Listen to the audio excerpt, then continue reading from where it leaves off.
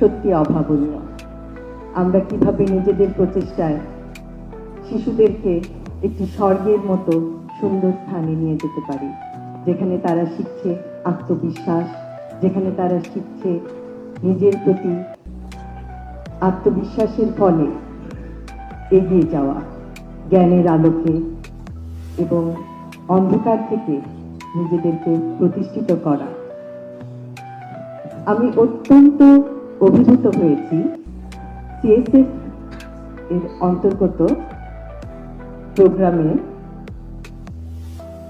দুইজন যে বক্তব্য রাখলেন এবং একজন বললেন তিনি কবিতা লেখেন, তিনি আইটি সেক্টরেও কাজ করছেন। আমি সত্যি তাদের জ্ঞান এবং তাদের প্রচেষ্টা আশা করব যে তারা ভবিষ্যতে আরো উন্নতি করবে এবং সবার কাছে একটি উজ্জ্বল দৃষ্টান্ত হিসাবে থাকবে।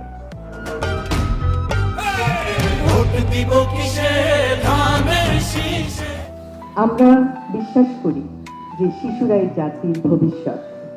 আজকের শিশু হবে আগামী দিনের দেশ গড়ার মহান সৈনিক। এবং আমাদের যে পরিকল্পনা আছে, আমাদের রাজনীতি সুষ্ঠু পরিকল্পনার রাজনীতি।